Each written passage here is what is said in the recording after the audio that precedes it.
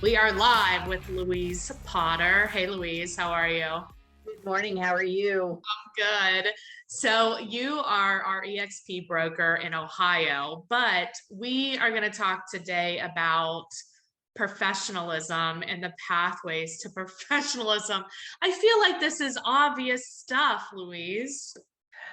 You would think so, Right. Yeah. but Right. I can tell you the book that I'm going to write was going to cite many examples where it was not obvious to these people. Yeah. This is something that I used to do the new agent orientation for Columbus Realtors, Okay. and I taught the ethics portion in pathways to professionalism. And this always generated so much conversation. And it Mhm. was great for new people because it is kind of the how-tos of dealing with real estate. So What I are think some it's a of the really good reminder. Yeah, right. I think you also wanted to remind us about the ethics course too before we forget. Yeah, and that's everybody that's a member of NAR. Our 3-year cycle is up December 31st. So Mhm. everybody has to have an ethics course that is one that's approved for National Association of Realtors. Many of the state boards are doing ethics that are both for their state and for National Association. But if you haven't done it yet, you need to get that done. You have until the end of this month. You can go just Google NAR ethics requirement, and you can go in and you can see whether or not you've met that requirement for this cycle. If you Nice. haven't, there's a free class online.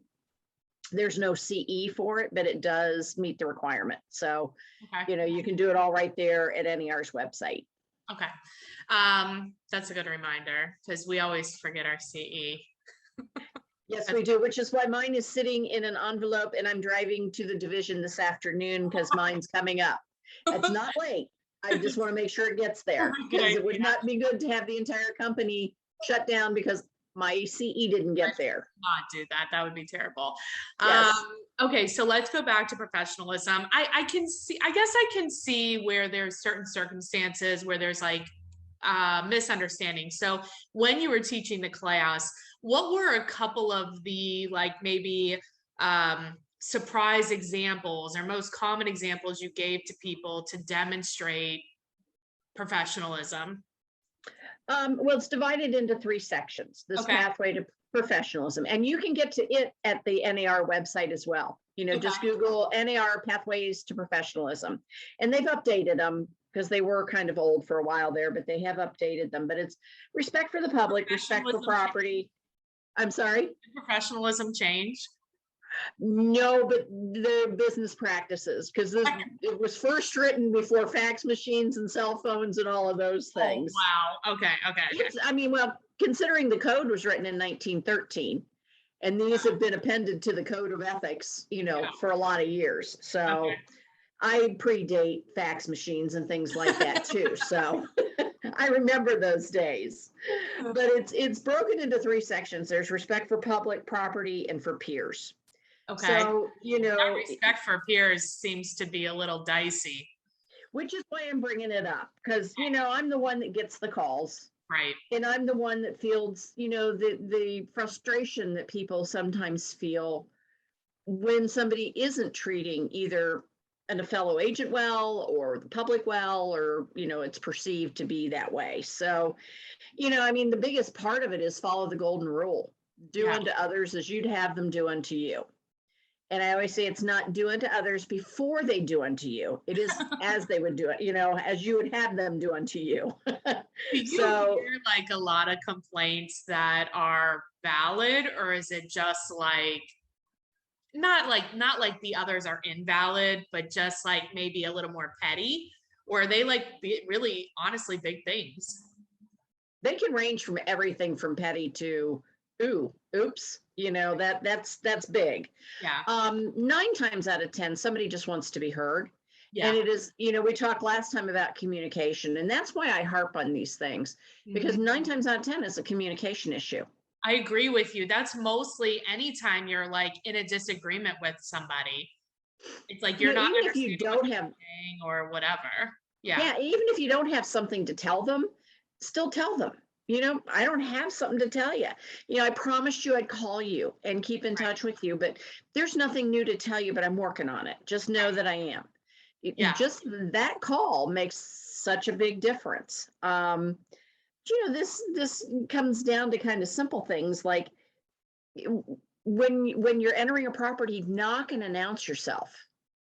That's a good idea. I guess I like do that on properties, especially if they're tenant occupied. But I generally do I think I usually knock, but I don't announce myself. I always do. And I learned that by watching, 182 years ago when we showed, properties barefoot in the snow. Other realtors, banging on the door, and they'd open the door and say, "Realtor coming in," Right. just to warn people that were there. And Yeah. I have a story for every single one of these, so we could be here all day talking about it. But I had an agent one time who didn't do that. And when they got upstairs, there was somebody in the bedroom. And there was somebody in the bedroom not wanting to be caught the way they were caught. So announcing yourself would have at least given them the opportunity to say, "Hey, don't come upstairs right now." Right, I'm busy or whatever. Right. We've all that's happened to most of us. Like if you've been in the business long enough, like you have walked in on something you did not want to walk in on. Right. You're like, oh, oh yes. my God. Oh, yeah. I mean, that's happened to me a few times. And it's like, oh, okay. Nobody was supposed to be here. I know, like, And there's two of you. Okay. Yeah, right, exactly. Yeah. What are some, okay, so I'm hearing you say like just some simple things that we can do. Obviously, like do what we say we're gonna do, which you said about the calling. Like, hey, I Right. promised I'd call you, so I'm calling you. Um, so like honoring your word, doing what you say you're gonna do, and knocking and announcing yourself. I think that's an awesome tip for us. Meet your time frames. Don't use somebody's house as your own. What do you mean? Don't go in and go in the refrigerator. Don't, these have happened. Don't, you're not there to use the bathroom. You're not there to do. Yeah, but what if you really have to use the bathroom?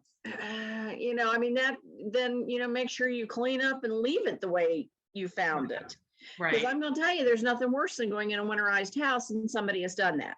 It's always when it's winterized, there's always dookie in the toilet. Why is that? Which on vacant houses, I usually carried a 5-gallon bucket in my car. So, you can, the things we do, it's kind of ridiculous. I had an appraiser, I got a complaint from homeowners who the appraiser went in and he made a toasted cheese sandwich while he was there. Why? In their kitchen. It was lunchtime. Is that real? 100% real. Oh my God. So this is why I bring these up. This is why I talk about these things. Let me ask you this, and I think we've thought about this before. So here's the thing, somebody who's going to do that, and let's just say they were a real estate agent, right? Because I'm sure this has happened where it's been a real estate agent that did that. And then we force them to have this CE about like ethics and professionalism and communication. Do you think after they take the CE class, they're like, oh, I shouldn't have made the cheese sandwich. That's unprofessional. I would hope that we would at least affect one person that way, Oh my God. Another thing is, they talk about unauthorized access. Don't let people into a home unaccompanied. Don't give somebody the lockbox. And most of us have rules and laws for that. But, be careful when you're opening a combo lockbox that the client doesn't see the combination. That's a really good tip. Yeah, I told you the story about the buyer who watched and saw what the combination was. The agent didn't give her the combination. Right. But she went in and decided to start on renovations prior to closing, ripped all the carpeting out of the house, and then it didn't close. Oh my God. So there's a lot of horror stories, but I do have a question and a clarification point. Okay. So it used to be where you would schedule the appointments, like they were half hour or an hour, and it was timed the appointment time. And there's a confusion on this. So let's say my appointment time is from, and now it's like, they're 15 minutes. But if you're showing 4 houses, it's very difficult to get there in that time frame. Let's say my appointment's from 3 to 3:15. Clarify what is to happen in that time frame. Well, you should arrive and go through the house within that 15-minute Arrive time and frame. go through the house and be gone? Yes. Yep. It's You need impossible. to, it is hard. It is impossible. It really is. And I I think, thought it you know, was I just think a 15-minute arriving. time, I mean, you could, I mean, I don't know if they'd allow you to set 2 showings back to back. So you had 3 to 3:30. I don't agree with a 15-minute time frame. It is not enough time for you to get there, for you to get through a property. Right, You know, my recommendation to agents is at least a 30-minute time frame. right. But Or have an you're open house. showing, yeah, but your showing time frame is to arrive and go through the house. Now, let's say you're running late, okay? Let's say it is a 15-minute time frame. They're back to back, whatever. You're running late, and you call, you text, you try to get a hold of the agent, zero response. What do you do? That's a hard one. It Yeah. depends on how late I am. Uh-huh. You know, hopefully there's a showing service instead of just the agent. Yeah, you I did would all text that. it. You called the showing Text, service. call the agent. Nobody's getting a hold of them. Like you're doing, you're doing everything you can, still nothing. But they're back-to-back showings. You might have to reschedule another showing later. There are people who are fine with you showing up late, and there are people who absolutely do not want you to show up late. Right. And I've heard from more of them than I have from the others. Of course. You know, as broker, I get the phone call. Yeah. You know, or I've sat on hearing panels where, you know, you had a 4 o'clock showing time and you didn't show up till 5:30, or you didn't show up at all and you didn't, you know, call anybody or tell anybody. Right. You know, That's there've been plenty of times that, you know, people have had buyers in the car and they drive up to a house and they go, I'm not even going in there. right. You know, communication. That's what it's Yeah. all about. Just like You know, at cancel least, the showing or whatever. yeah, I mean, if you're a little bit late and nobody's there and you've tried and you've called, texted, you know, Everything. Yeah. smoke signals and everything, if you go into the house, you know, be aware if somebody comes to get out, Yeah. you know, leave a note, whatever, Right. communicate. Something. Yeah, Wow, this is a lot. Like it's a lot to think about, and there's a lot of like little things, right? So like professionalism, I think, is common sense in general, but then there's all these little details and circumstances and situations that are like gray, right? right. I mean, it's like, what do you do with the key in a lockbox? What do you mean? Oh, like after you open it? Yeah, what do you do with that? You've I got mean, people I leave coming it in the behind you. door. Yeah. Oh, Well, after that? Oh, I yeah, thought you you got meant people like coming while you're behind you. You showing. put the key back in the lockbox and you put it up in the lockbox. Don't leave the key in the door. People come by and steal them, Yeah, right. you know, and then the key is lost. Well, it's also lost when I put it in my pocket. There would be that. Yes. Yeah, this is a lot. I feel like we could go down a rabbit hole for sure. So I think like maybe a best practice is like if you run in, because it only like we only ever question it when we run into the situation, right? Right. And before you get in trouble for what you did, it's best just to like call you, right? Or your broker. Absolutely. Absolutely. And be like, I did this. Am I gonna get in trouble? But you know, these are good things to refresh your memory with, these pathways to professionalism. Right. You know, I've done this for, golly, Neds, it's going on 33 years now. And I refresh my mind on these all the time. Right. Or if you're bringing in a new agent or you've got somebody joining your team, you know, this is something that you should just give them. Yeah. As a matter of course of habit, you know? Yeah. Right. So the courtesies of realtor life continue.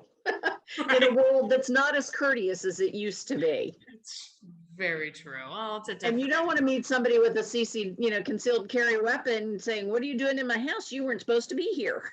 Yeah, well, or if you are supposed to be there and they still do that and they still Right. point a gun at you, that's happened. But Yes. okay, if people have questions, they want to get a hold of you. If they're at EXP, they can go into our chat. If they're Absolutely. not, what is the best way? My email is Louise, Louise, .Potter, Potter, @exprealty.com. Awesome. Or my cell phone, 614-226-6981. Awesome. I really appreciate you being on. Thank you. Thank you.